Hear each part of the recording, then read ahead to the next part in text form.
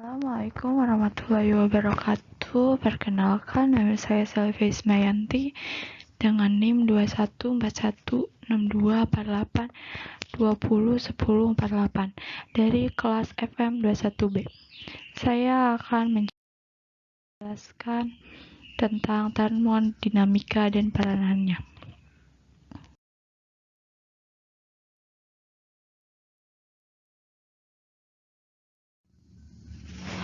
Saya akan menjelaskan tentang pengertian hukum termodinamika, penerapan di kehidupan sehari-hari, dan penerapan di bidang farmasi.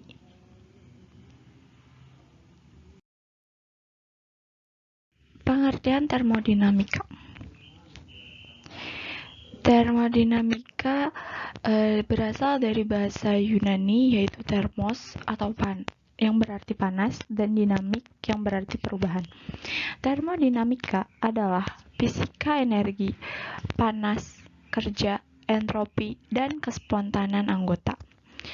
Termodinamika mengadakan komunikasi tidak jauh dengan mekanika statistik, di mana jumlah hubungan termodinamika berasal. Selanjutnya ada hukum-hukum yang ada di termodinamika. Hukum awal. Hukum ini menyatakan bahwa dua sistem dalam keadaan setimbang dengan sistem ketiga, maka ketiganya dalam saling setimbang dengan satu dengan yang lainnya. Hukum yang pertama, hukum ini terkait dengan kekekalan energi. Hukum ini menyatakan perubahan energi dari sebuah sistem termodinamika tertutup sama dengan total dari jumlah energi kalor yang disuplai ke dalam sistem dan kerja yang dimainkan terhadap sistem. Hukum yang kedua, termodinamika terkait dengan entropi. Hukum ini menyatakan bahwa total entropi dari sebuah sistem termodinamika terisolasi cenderung untuk meningkat seiring dengan meningkatnya waktu, mendekati nilai maksimum. Hukum yang ketiga, termodinamika terkait dengan temperatur nol absolut. Hukum ini menyatakan bahwa pada sebuah sistem mencapai temperatur nol absolut, semua anggota akan mandek dan entropi sistem akan mendekati hingga minimum. Hukum ini juga menyatakan bahwa entropi benda berstruktur kristal sempurna pada temperatur nol absolut mempunyai nilai nol. Yang ketiga ada penerapan dalam kehidupan sehari-hari. Yang pertama, termos. Yang kedua, mesin kendaraan bermotor. Yang ketiga, refrigerator atau lemari es. Yang keempat, pendingin ruangan atau AC. Termos. Aplikasi hukum satu termodinamika dengan sistem terisolasi, di mana tabung bagian dalam termos yang digunakan sebagai wadah air terisolasi dari lingkungan luar karena adanya ruang hampa udara di antara tabung bagian dalam dan luar. Maka dari itu, pada termos tidak terjadi perpindahan kalor maupun benda dari sistem menuju lingkungan maupun sebaliknya. Yang kedua, ada kendaraan bermotor. Pada mesin kendaraan bermotor, terdapat aplikasi termodinamika dengan sistem terbuka, di mana ruang di dalam silinder mesin merupakan sistem. Kemudian, campuran bahan bakar dan udara masuk ke dalam silinder dan gas buang keluar sistem melalui knalpot. Yang ketiga, ada refrigerator atau lemari es.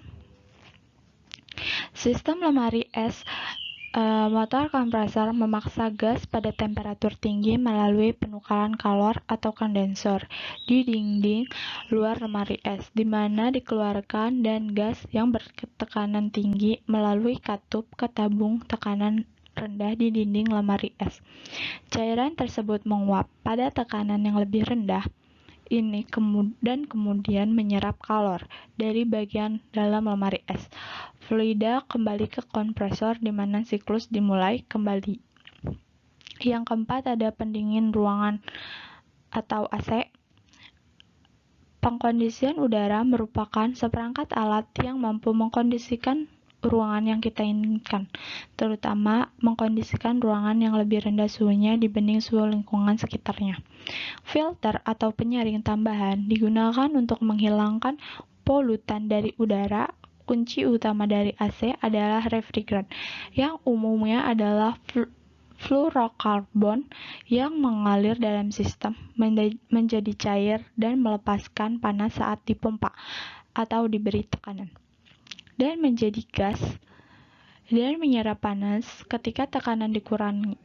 Mekanisme perubahan refrigeran menjadi cair lalu gas dengan memberi atau mengurangi tekanan terbagi menjadi dua area: sebuah penyaring udara, kipas, dan cooling coil atau kumparan pendingin yang ada pada sisi ruangan, dan sebuah kompresor atau pompa, kondensor atau coil, kumparan penukar panas, dan kipas pada jendela luar.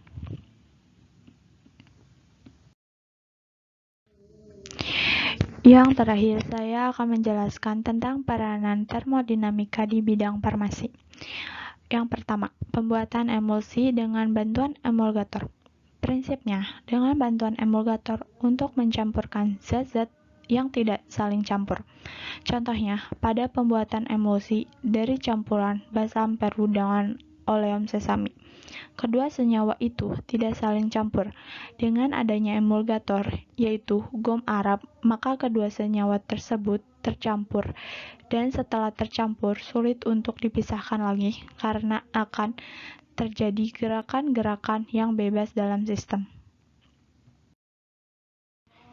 Yang kedua, penggunaan energi panas dalam pengobatan. Misalnya, diagnosis termografi atau mendeteksi temperatur permukaan kulit.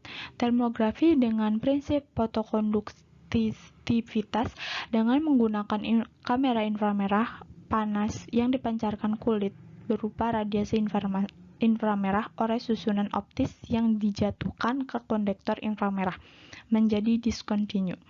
Oleh transducer inframerah diubah menjadi pulsa listrik, kemudian diperkuat dengan amplifier dan ditampilkan gambar di layar cathode ray tube.